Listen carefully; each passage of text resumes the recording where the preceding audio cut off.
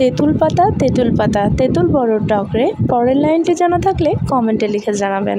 আসসালামু আলাইকুম, আপনাদের সাথে আছি আমি সমু। আশা করছি সকলে ভালো আছেন।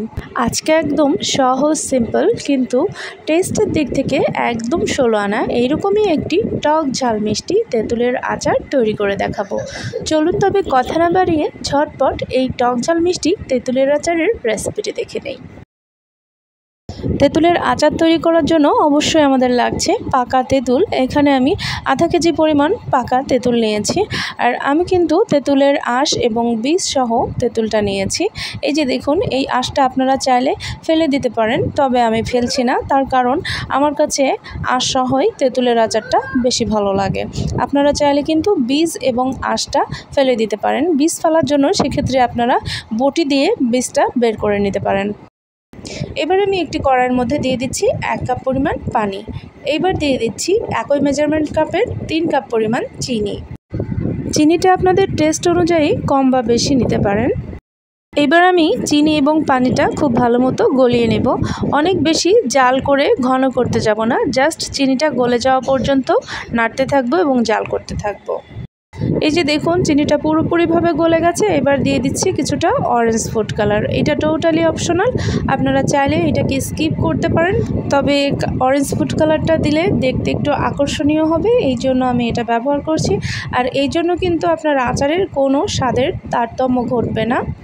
আর এই ফুড কালারটা কিন্তু আপনারা যে কোনো সুপার শপ অথবা বড় কোনো মুদি দোকানে কিনতে পেয়ে যাবেন।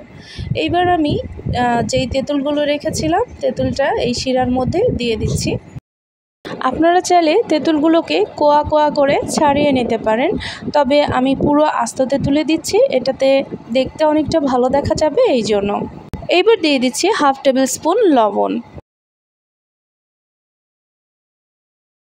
এইবার দিয়ে দিচ্ছি 1/2 টেবিল স্পুন টালা মরিচের গুঁড়া, মানে ভাজা শুকনো মরিচের গুঁড়া। আপনারা আপনাদের টেস্ট অনুযায়ী মরিচের গুঁড়াটা বাড়িয়ে অথবা কমিয়ে ব্যবহার করতে পারেন, তবে আমি যেটা ব্যবহার করেছি এটা খুব বেশি কমও হবে না আবার বেশিও হবে না।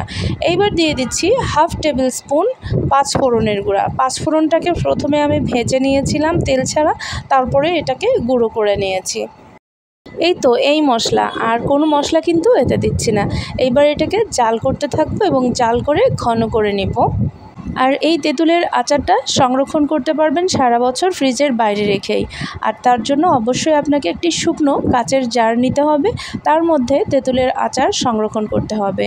এবং যখন আপনি আচার ব্যবহার করবেন বা খাবেন, সেই মুহূর্তে অবশ্যই শুকনো একটি চামচের মাধ্যমে তুলবেন। কখনও ভেজা হাতে বা ভেজা চামচ দিয়ে আচার তুলতে যাবেন না, এতে করে কিন্তু আচার বেশি দিন ভালো থাকে না।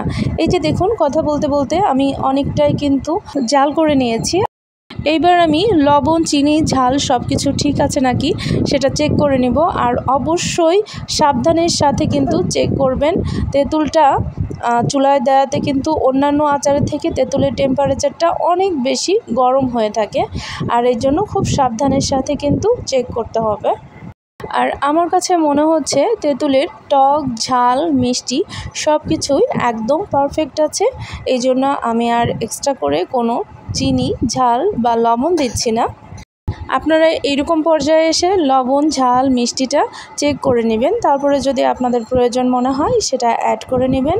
এটা আমি আরও কিছুটা ঘন করে নিব, আর একদম বেশি ঘন করে নিব না, এতে করে কিন্তু ঠান্ডা হয়ে গেলে একদম শক্ত হয়ে যাবে, তাই খানিকটা ঝোল ঝোল রাখবো। ঠান্ডা হয়ে যাওয়ার পরে কিন্তু এটা খানিকটা শক্ত হয়ে যাবে।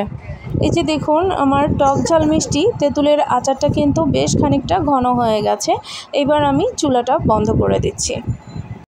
দেখুন মাশাআল্লাহ, তেঁতুলের আচারটা দেখতে কতটা আকর্ষণীয় হয়েছে, আর খেতেও কিন্তু দুর্দান্ত হয়েছে। যারা আমার ইউটিউব চ্যানেল থেকে দেখছেন তাদেরকে চ্যানেল সাবস্ক্রাইব করে, এবং যারা আমার পেজ থেকে দেখছেন তাদেরকে পেজ ফলো দিয়ে আমার সাথে থাকার জন্য অনুরোধ রইল।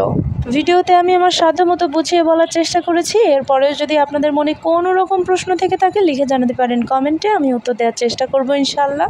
আজ তবে এই পর্যন্তই, দেখা হবে নেক্সট এপিসোডে নতুন কোনো রেসিপির সাথে।